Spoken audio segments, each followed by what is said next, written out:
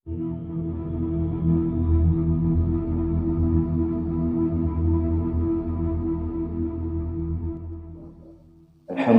wassalatu wassalamu ala rasulillah la hawla wa la quwwata illa billah. Amma ba'du. Ma'asyiral muslimin, Bapak Ibu jamaah rahimani wa rahimakumullah. Bagaimana yang sebelumnya pernah saya sampaikan, bahwasanya di sini kita akan belajar tentang materi waris, insya Allah di bab yang kedua ya, itu kita telah berada di pertemuan yang ketiga. Jadi di lembar yang saya bagikan itu ringkasan dari apa yang pernah kita pelajari tentang beberapa problematika yang terjadi dalam pembagian waris. Karena sebagaimana yang sering saya sampaikan, pembagian waris itu bingungnya ya, atau problemnya kebanyakan bukan pada hitungan. Karena hitungan itu sekarang sudah mudah. Di HP, aplikasi, komputer dan lain sebagainya itu sudah siap semua. Kita tinggal masukkan siapa saja orangnya, berapa jumlah orangnya, kita masukkan hartanya, totalnya itu ada berapa, itu kemudian nanti keluar hasilnya. Semudah itu Bapak Ibu. Tapi ternyata problem di masyarakat kita, khususnya di Indonesia, itu terjadi karena ada problem yang atau ada kejadian yang mendahului pembagian waris itu. Makanya pernah kita singgung bersama, di antara problemnya misalnya rancunya kata-kata wasiat, kemudian waris dan hibah ya. Sedikit mengulang biar nanti tidak bingung, karena ini sudah jadi pertemuan yang agak panjang ya. Saya ulangi sejenak bahwasanya hibah, wasiat dan waris itu berbeda. Jangan sampai salah sebut, jangan sampai salah akad. Nanti jadinya ahli warisnya kebingungan. Bapak Ibu jamaah rahimani wa rahimakumullah. Secara singkat, hibah itu ketika masih hidup, atau bahasa Indonesianya kita sering sebut sebagai hadiah. Serah terimanya langsung ketika hidup itu, jadi tidak nunggu wafat ya.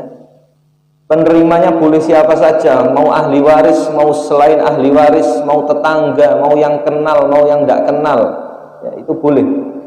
Dan nilainya itu bebas diserahkan kepada yang punya harta. Hukumnya sunnah, adapun pelaksanaannya wajib. Artinya ketika sudah diberikan kepada orang lain, tidak boleh kemudian coba ditarik kembali.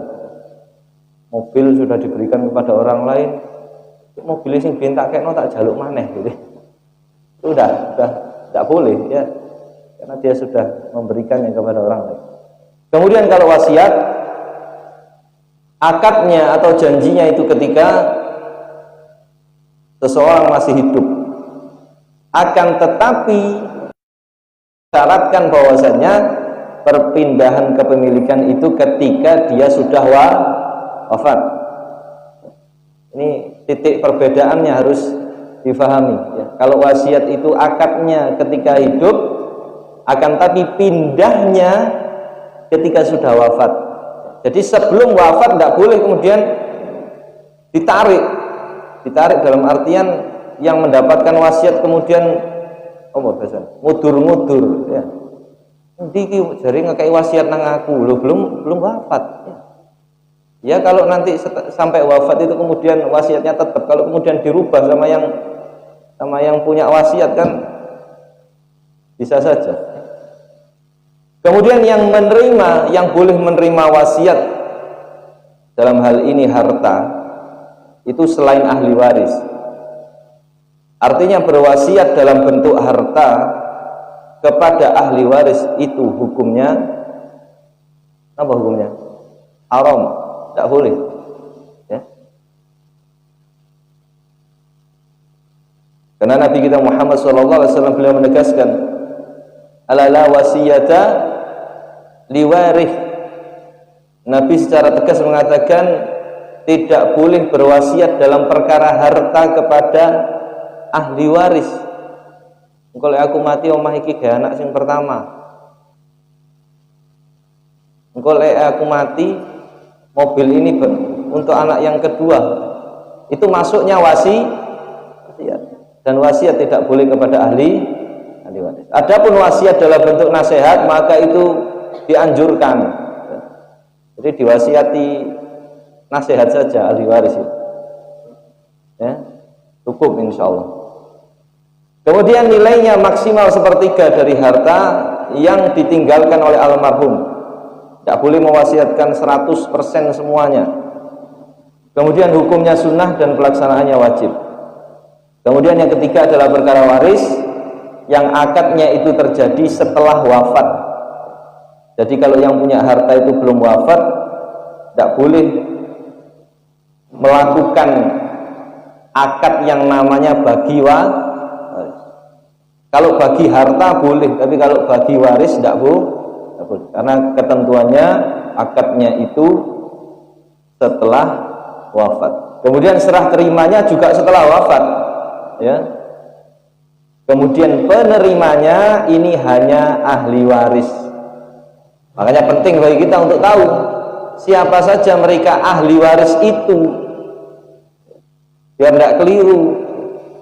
Ono sing ngaku-ngaku ahli waris ditakoni jalurnya dari mana, gitu. Harus jelas.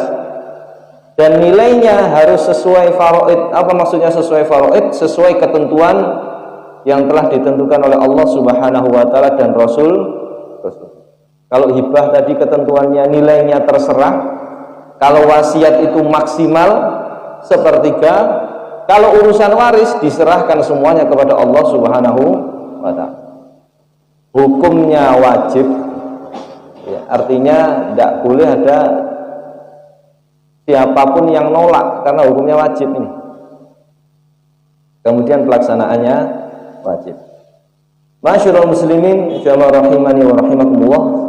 Sebagaimana juga yang pernah saya singgung bahwasanya rukun waris itu ada 3. Yang pertama pewaris, kemudian harta dan ahli waris. Ya. Ini juga pernah saya sampaikan sebagai pengingat saja. Pewaris itu orang yang wafat, kemudian hartanya mana saja, kemudian ahli warisnya siapa saja. Ya. Jadi insya Allah jamaah rahimani wa rahimakumullah, pertemuan ini kita akan bahas sekitar 4 problematika dalam pembagian waris. Yang pertama jamaah rahimani wa rahimakumullah, ini yang jadi tema kita. Bukan ahli waris tetapi merasa paling berhak. Ya. Bagaimana yang telah kita pelajari sebelumnya, bahwasannya yang berhak untuk warisan hanya ahli waris. Selain ahli waris, dia tidak boleh ikut campur dalam pembagian waris. Paham nggih sampai sini? Alhamdulillah.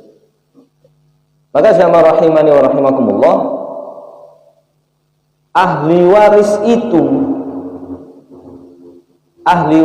itu bukan hanya yang posisinya sebagai anak saja.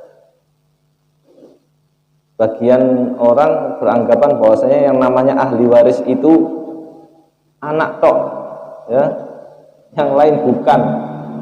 Ya. Padahal jamaah rahimani wa rahimakumullah, ahli waris pun itu bisa jadi posisinya sebagai ayah kalau anaknya meninggal terlebih dahulu. Ya. Ahli waris pun bisa berposisi sebagai paman, ya, paman dari almarhum. Kalau memang ayahnya sudah meninggal, atau dia tidak punya anak lagi, atau dia tidak punya cucu lagi. Atau kemudian bisa jadi keponakan itu masuk ke dalam ahli waris. Makanya ahli waris ini luas, jamaah rahimani wa rahimakumullah. Setidaknya ada 22 posisi. Luas, ahli waris itu luas. Tapi kemudian yang harus kita garis bawahi, dari 22 orang atau posisi itu tidak semuanya mesti dapat waris. Saya pernah sampaikan di sini kalau tidak salah. Yang pasti mendapatkan warisan itu hanya ada 6 posisi. Saya katakan pasti di sini buat kata kunci buat Bapak Ibu, Yang pasti mendapatkan ahli waris itu ada 6. Siapa mereka? Pertama, saya dahulukan yang perempuan. Istri itu termasuk ahli waris ketika suaminya wafat. Kemudian suami itu menjadi ahli waris ketika istrinya wafat. Sudah berapa? 2. Kemudian anak laki-laki itu pasti mendapatkan warisan ketika orang tuanya wafat. Kemudian anak perempuan itu pasti mendapatkan warisan ketika orang tuanya wafat. Kemudian posisinya yang di atas almarhum, ayah dari almarhum itu pasti mendapatkan warisan kalau anaknya wafat. Ibu dari almarhum itu juga pasti mendapatkan warisan kalau anaknya wafat. Jadi jamaah rahimani wa rahimakumullah, 6 posisi itulah yang pasti mendapatkan bagian. Gak mungkin kemudian yang 6 ini dilupakan, malah sing adoh-adoh podo rebutan. Bapak Ibu jamaah rahimani wa rahimakumullah. Siapa kemudian orang-orang yang tidak terdaftar dalam struktur ahli waris? Yang pertama adalah mereka yang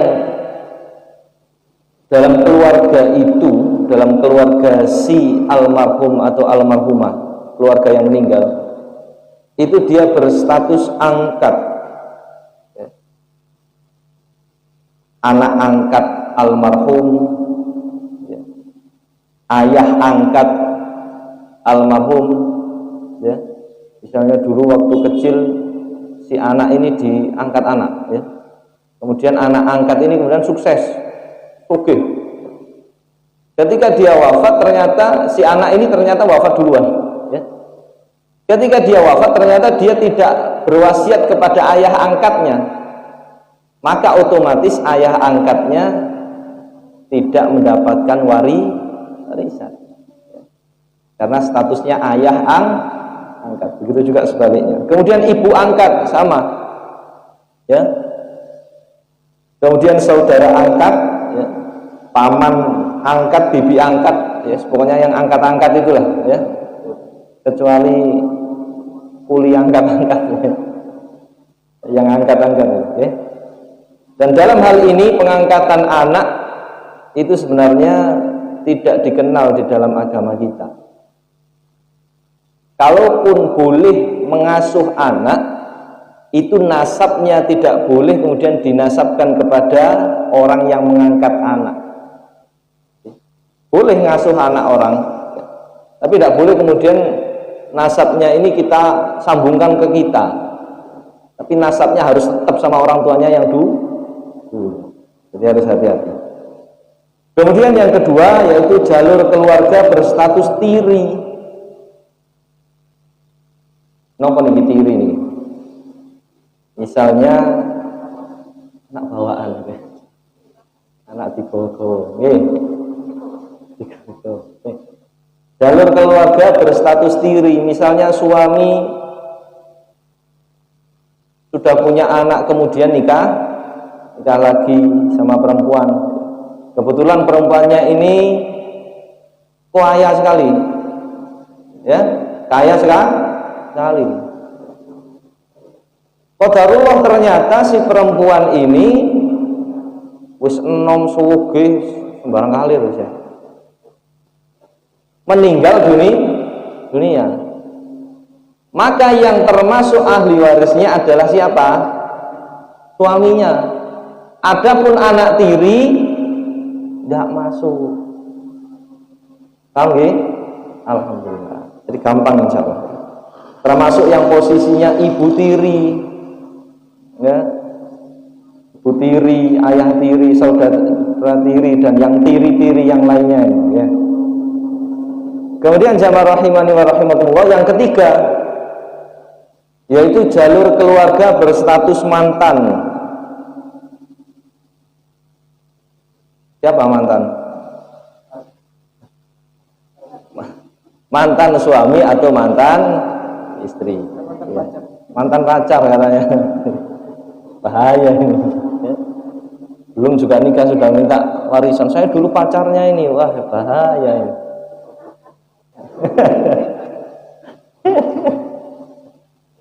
Bapak Ibu jamaah rahimani wa rahimakumullah, dalam hal ini para ulama juga ada beberapa pendapat tentang, khususnya tentang mantan istri. Kapan kemudian mantan istri itu dia baru dianggap tidak termasuk ahli waris, ya. Karena istri ketika mohon maaf ya, dicerai itu dia punya masa apa? Masa iddah, masa menunggu. Okay. Apakah dalam masa menunggu itu dia termasuk ahli waris? Ternyata ketika setelah dicerai, ketika suaminya langsung wafat gitu ya. Terus dia apakah ini dia termasuk ahli waris atau bukan? Dalam hal ini para ulama juga berbeda pendapat. Okay. Kemudian jamaah rahimani wa rahimakumullah, yang selanjutnya, yang keempat, yang tidak termasuk ahli waris, memang bukan ahli waris. Ini yang sering nih, ya. Memang bukan ahli waris. Siapa itu? Menantu, ya. Menantu mesti disalahno kalau morotu, ya. Yang mertua nyalahno menantu, mulai ya, saling menyalahkan, ya. Yang tidak termasuk ahli waris menantu, mertua, dan sebagian keponakan. Bagaimana saya sebutkan tadi, karena sebagian keponakan itu ada yang ahli waris. Siapa keponakan yang termasuk ahli waris? Keponakan laki-laki dari jalur saudara laki-laki. Paham nggih? Almarhum punya saudara laki-laki, dan ternyata saudara laki-lakinya ini punya keponakan punya anak laki.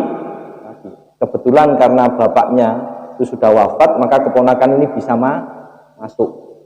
Okay. Tapi ini jarang, kecuali kita temukan kalau kasusnya sudah menaun 3 turunan, itu biasanya yang rebutan warisan keponakannya. Makanya jangan sampai berlarut-larut. Kalau ada yang meninggal, segera diurus semua, utangnya, wasiatnya, dan lain sebagainya. Kalau sudah selesai dibagikan waris, biar tidak sampai berlarut-larut. Jadinya nanti jadi omongan, iki hartane Pak iki biyen, saiki dadi rebutan. Ojo-ojo hartane iki gak barokah. Jadi gitu kan, jadi omongan gak baik gitu ya. Kemudian jamaah rahimani wa rahimakumullah, poin yang kedua adalah terdaftar dalam ahli waris, akan tetapi kemudian dia terhijab dan terlarang. Apa maksudnya terhijab? Jamaah rahimani wa rahimakumullah, bagaimana yang telah kita bahas sebelumnya, bahwasanya ahli waris itu totalnya yaitu sekitar 22 posisi. Akan tapi kemudian ada yang terhijab. Hijab ini apa? Tertutup, kayak ngaten iki, hijab. Kanan kiri ada hijab. Ada tertutup. Apa maksudnya tertutup di sini? Bagaimana yang saya sebutkan tadi, yang pasti mendapatkan warisan itu ada 6 posisi. Ya. Dalam hal ini cucu itu termasuk ahli waris. Akan tetapi dia posisinya akan tertutup, tidak dapat warisan ketika masih ada posisi atasnya. Paham ya? Jadi ketutup. Soalnya masih ada atasnya. Itu yang namanya terhijab. Yang menjadi hijab itu kemudian anak laki-laki atau kemudian ayah dari almarhum kalau posisinya berada yang di atasnya. Okay. Kemudian Bapak Ibu yang rahimani wa rahimakumullah, adapun yang terlarang atau dalam bahasa fikihnya itu ada mawani, terhalang, tertolak, ya, itu sebagaimana yang mungkin pernah saya sampaikan juga, bahwasanya ahli waris itu meskipun dia posisinya misalnya sebagai anak almarhum, kan boket itu ya, pasti dapat yang 6 tadi, pasti dapat. Akan tetapi ketika misalnya si anak ini saking gupuhe, ngapa gupuhe, tergesa-gesa pengen ndang cair, akhirnya selang oksigennya orang tuanya dibatek di rumah sakit, membunuh orang tuanya. Maka karena membunuh inilah si anak yang seharusnya dia termasuk ahli waris, jadinya dia terhapus atau tercoret dari daftar ahli karena dia membunuh orang tuanya. Paham nggih? Alhamdulillah. Termasuk kemudian bagaimana yang pernah saya sampaikan, ketika ahli waris ini ternyata berbeda agama, naudzubillah, karena mungkin pergaulan saking pintere ternyata marono malah gak sholat, marono pindah agama, semua agama sama gitu kan ini. Oleh kondi hasil diskusi mendalam, ngopi bengi-bengi ya, sing gare kudune ndonga sing akeh. Ya. Jadi ketika ahli waris itu berbeda agama, maka otomatis dia tercoret dari daftar ahli, meskipun posisinya dekat, anaknya almarhum ini anak nomor satu-satunya gitu ya, laki-laki lagi seharusnya dapat semuanya ya. Ternyata kok dia beda agama sama orang tuanya, maka dia terhalang atau dalam hal ini tertolak, tercoret dari barisan ahli waris. Okay. Jadi sederhananya seperti ini, Bapak Ibu. Okay.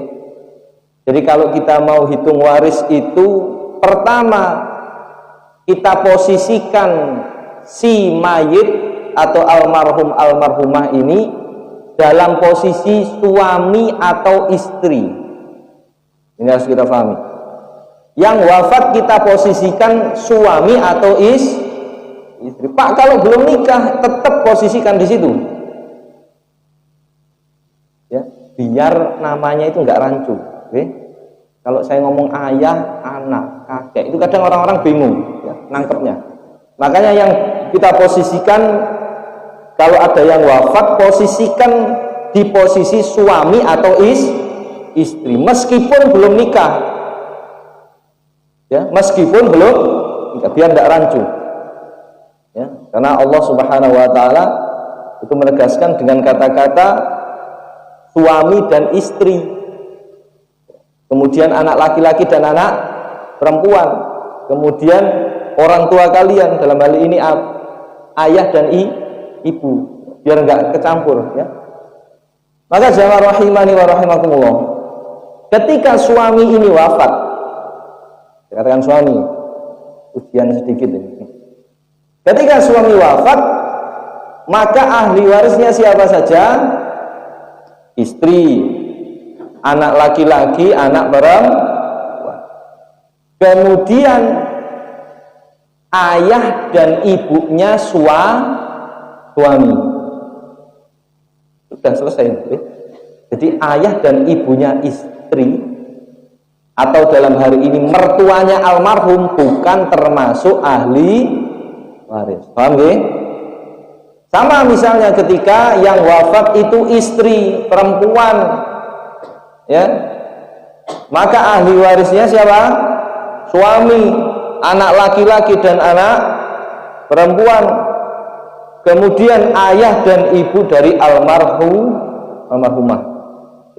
Adapun ayah dan ibu dari suami itu tidak termasuk ahli waris karena posisinya sebagai mertua. Okay. Bapak Ibu jamaah rahimani wa rahimakumullah. Ini kalau bagian resminya, okay, yang dibuat oleh Rumah Fikih Indonesia, cukup membantu. Posisinya ada sekitar 22. Ya. Jadi ahli waris itu ada diletakkan di kotak yang warna merah, ya. Yang warna merah itu nomor 4, 3 sama 4 itu letakkan di situ, ya. Jadi itu nanti turun, ya, warisan itu kepada anak laki-laki dan anak perempuan, ya. Adapun yang posisinya sebagai cucu itu hanya cucu dari anak laki-laki saja. Sedangkan cucu dari anak perempuan tidak termasuk ahli. Maksud tadi yang saya sampaikan bahwasanya keponakan yang termasuk ahli waris adalah keponakan laki-laki dari saudara laki-laki. Tidak semuanya keponakan. Jangan kemudian pas pengajian kerumunan ponakan tok termasuk ahli waris, kemudian mulai keluar-keluar, oh aku termasuk ahli waris gitu ya. Jangan, harus didengarkan sepenuhnya. Kemudian jamaah rahimani wa rahimakumullah, yang ke-8, problemnya adalah ketika bagi waris itu berdasarkan kesepakatan, ya, di antara yang sering terjadi di masyarakat kita, ya, wis yang penting sepakat, ya, orang gegeran. Apalagi gitu ya, alasannya gitu. Dan saya sering dengar itu dari pengurus desa, ya. Karena orang-orang itu rata-rata ngurusi warisan itu ketika bagi tanah, kemudian di desa ini lumayan gitu ya. Akhirnya datang ke kantor desa, tanya-tanya lain sebagainya. Terus timbangannya geger, ayo podo sepakat dibagi roti. Padahal jamaah rahimani wa rahimakumullah, bagaimana yang pernah kita bahas bersama, bahwasanya urusan waris ini, ya, sebagaimana yang kita lihat di slide tadi, di slide awal-awal tadi, bahwasanya pembagian nilainya itu sepenuhnya diserahkan kepada Allah Subhanahu wa ta'ala. Beda sama hadiah, beda sama wasiat yang maksimal sepertiga, boleh lebih kecil dari itu tapi tidak boleh lebih dari sepertiga. Adapun urusan warisan ini kita serahkan sepenuhnya kepada Allah Subhanahu wa ta'ala. Itulah yang pernah saya sampaikan, ya, di dalam Al-Quran surat An-Nisa ayat 11, 12, 13, 14 dan 176. Mulai dari setahun yang lalu sudah saya sampaikan, tidak tahu dibaca apa tidak di rumah. Mudah-mudahan dibaca, ya. Jadi intinya di situ pembagiannya, Bapak Ibu jamaah rahimani wa rahimakumullah. Yang mana sering sebagian orang kemudian menganggap, Pak, apakah boleh kemudian dibagi rata? Ya. Kan yang penting podo ridho ini, Pak, ya. Timbangan nih gegeran. Ini kemudian yang dipermasalahkan jamaah rahimani wa rahimakumullah. Padahal dalam hal ini keridhaan manusia itu harus dinomor, dalam artian kita harus mengutamakan aturan dari Allah Subhanahu wa ta'ala. Makanya pernah saya contohkan yang agak ekstrim bahasanya ya. Contoh yang agak, mohon maaf ya, agak kasar mungkin ya. Sama ketika kalau kita jadikan ridho manusia ini sebagai ukuran, yang penting gak gegeran, yang penting ridho podo ridho ya. Kalau ini kita jadikan satu-satunya pegangan ya, maka mohon maaf ya, ketika ada laki-laki dan perempuan itu kemudian berduaan, laki-laki perempuan ini kemudian melakukan hubungan yang terlarang padahal belum halal, maka kemudian dia mengatakan, Pak, sing penting seneng podo seneng. Bener enggak ini? Enggak bener. Kenapa kemudian ini enggak bener? Karena ada ketentuan Allah yang dilarang. Allah sudah tentukan bahwasanya ketika menikah itu harus ada walinya, harus ada maharnya dan lain sebagainya ya. Tapi kemudian dia beranggapan timbangani geger ini ya, timbangani geger ya, dan alasan sing penting sama ridho, akhirnya dia menghalalkan zina ya. Maka seperti itu juga Bapak Ibu jamaah rahimani wa rahimakumullah, kalau kita beralasan sing penting podo ridho nih Pak, sama kasusnya kayak seperti itu ya. Maka kita harus berhati-hati ketika kita mau membagikan warisan ya, kita bagi ini ya, maka yang harus kita dahulukan adalah ridho atau ketentuan dari Allah Subhanahu wa ta'ala. Karena kalau kita dahulukan ridhonya manusia, kita dahulukan apa yang penting tak gegeran ya. Tetapi kemudian menyampingkan aturan dan perintah dari Allah Subhanahu wa ta'ala, maka itu termasuk pelanggaran. Yang mana Allah Subhanahu wa ta'ala menegaskan, a'udzubillahi minasyaitonirrajim, wa may ya'sillaha wa rasulahu wa yata'adda hududahu yudkhilhu naran khalidan fiha walahu adzabun muhin. Di ayat yang ke-14 surat An-Nisa ini, setelah Allah menjelaskan panjang lebar berapa bagiannya ahli waris 11, 12, 13 di surat An-Nisa, Allah tutup di ayat yang ke-14, barang siapa yang mendurhakai ya, barang siapa yang mendurhakai Allah dan Rasulnya dan melanggar ketentuannya, yata'adda hududahu, melampaui garis yang telah ditetapkan oleh Allah, yudkhilhu naran, Allah masukkan ke dalam api neraka, khalidan fiha, dia kekal di dalamnya, walahu adzabun muhin, termasuk masih ditambahi siksaan yang menghinakan. Jadi poinnya di problem yang tentang tidak boleh kemudian menyamakan apa? Tidak boleh kemudian berdasarkan kesepakatan itu, mari kemudian kita kembalikan semuanya dalam pembagian ini kepada ketentuan dari Allah Subhanahu wa ta'ala. Mudah-mudahan ketika kemudian kita kembalikan pembagian ini sesuai dengan ketentuan atau keputusan Allah ya, mudah-mudahan harta itu menjadi berkah. Dan ketika harta itu berkah, yang menerimanya juga menerima harta yang berkah. Dan ketika menerima harta yang berkah, maka insya Allah harta itu akan bermanfaat. Kemudian yang ke-9, jamaah rahimani wa rahimakumullah, Problem yang selanjutnya adalah ketika pembagian waris ini menggunakan hukum adat.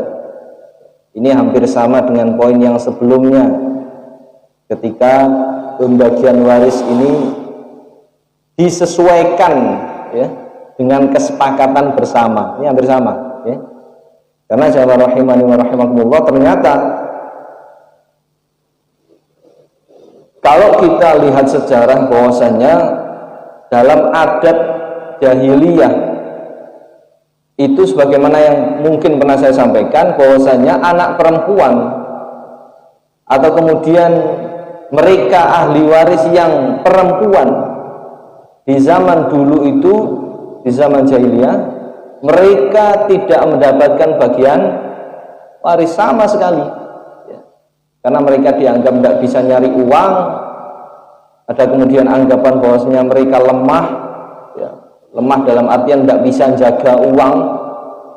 Ada kemudian anggapan bahwasanya perempuan ini tidak bisa berperang.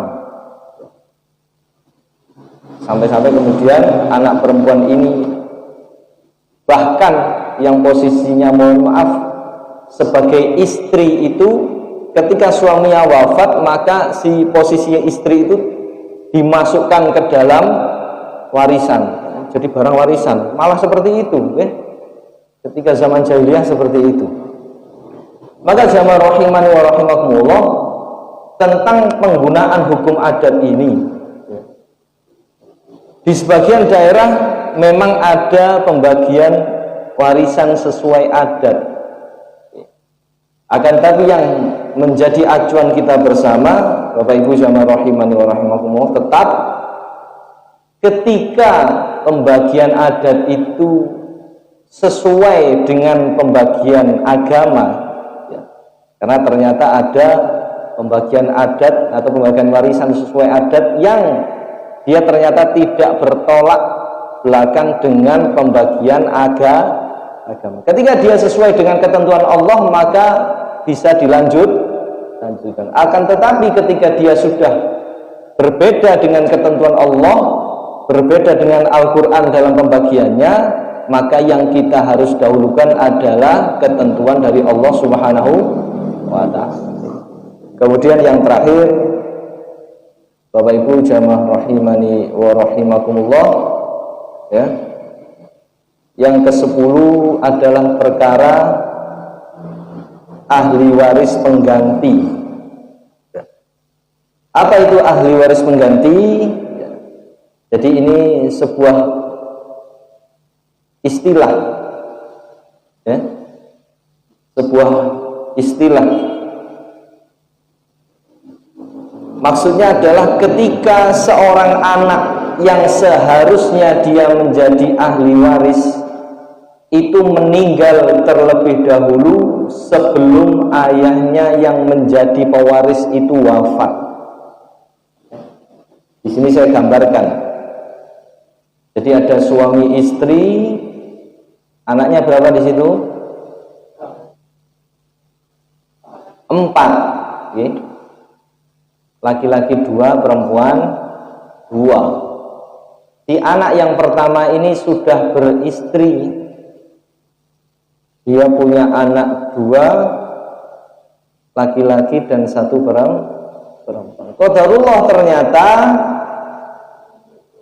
si anak laki-laki yang pertama ini wafat pada tahun 2015. Sedangkan si ayah dari almarhum ini baru meninggal ketika 2016. Pertanyaannya, pakai ujian ini, pengajian tak ujian ini? Dua-duanya. Pertanyaannya pertama jamaah rahimani wa rahimakumullah tentang ahli waris. Ketika yang wafat tahun 2015 ini ya, siapakah ahli warisnya?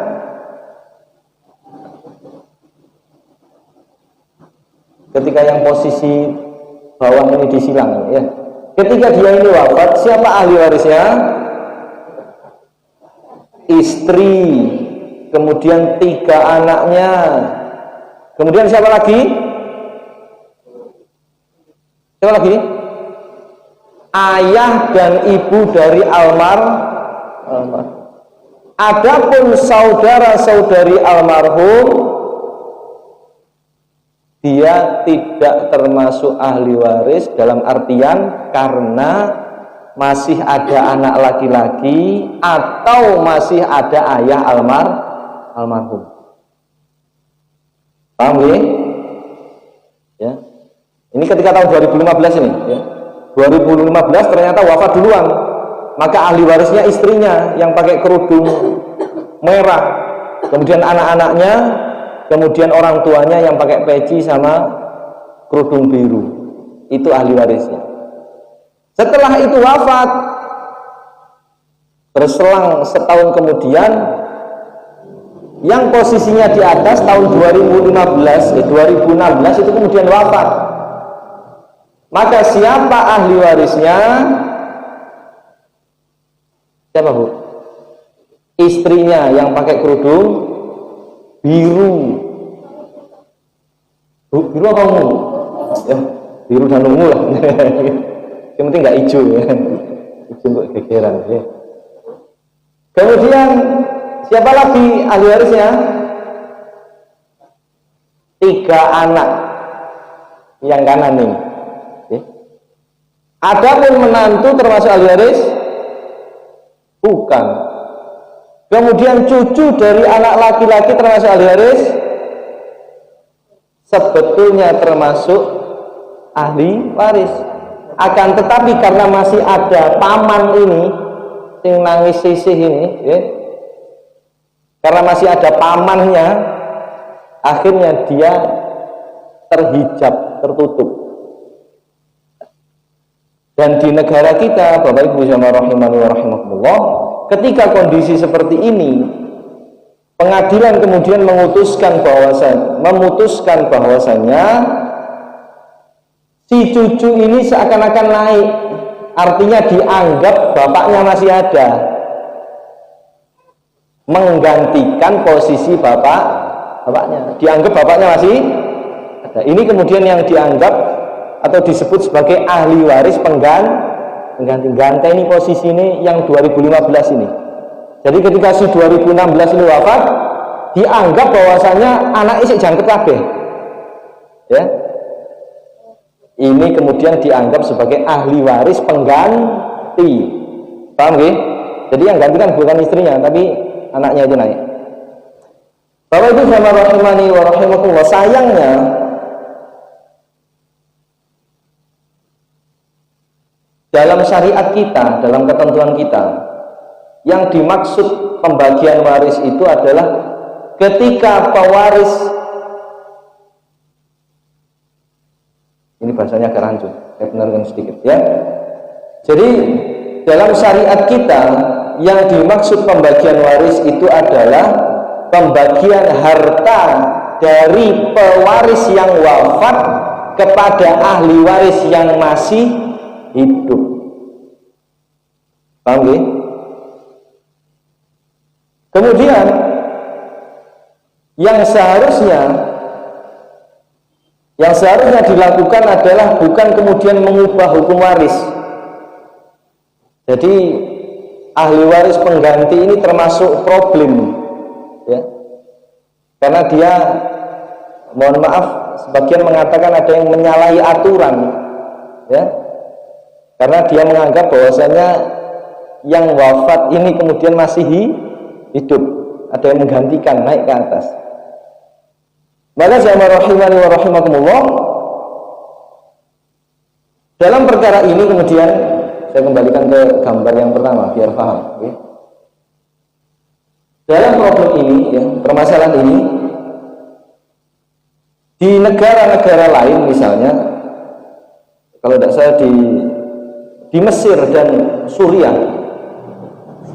itu mereka solusinya ketika posisi cucu seperti ini kan, kalau posisi kita kan kasihan, mosok pak gak oleh gitu, padahal biyen itu bapak itu termasuk anaknya gitu ya, kan kasihan.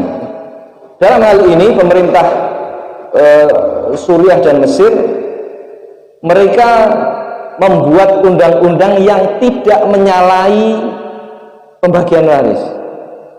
Bagaimana caranya?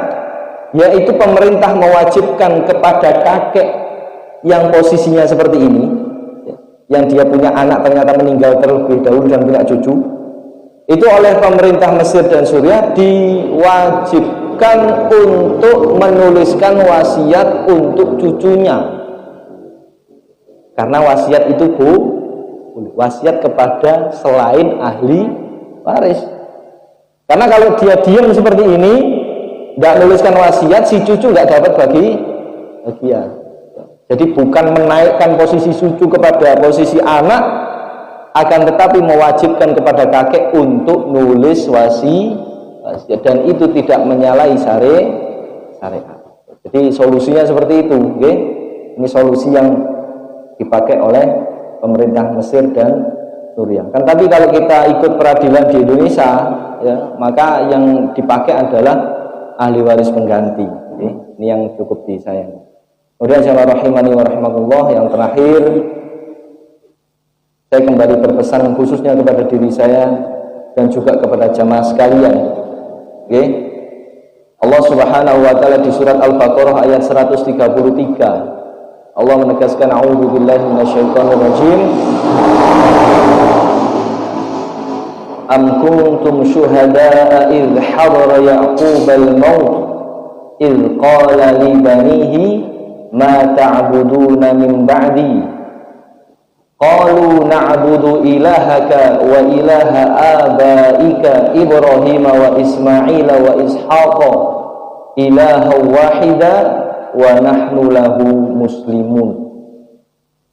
Ya, salah satu metodenya Nabi Yakub ketika beliau merasa bahwasannya kehidupannya ini sudah berada di perjalanan terakhir, ya. Yang artinya di sini, adakah kamu hadir? Maksudnya, adakah kamu tahu ketika Yakub kedatangan tanda-tanda maut? Jadi ketika dia sudah tua, Nabi Yakub alaihissalam, dia sepertinya merasa bahwasanya uripe gak suwi. Maka yang dilakukan oleh Nabi Yakub, dia mengumpulkan anak-anaknya, dia berwasiat menanyakan kepada anaknya, ma ta'buduna min ba'di, apa yang kamu sembah sepeninggalku. Ya.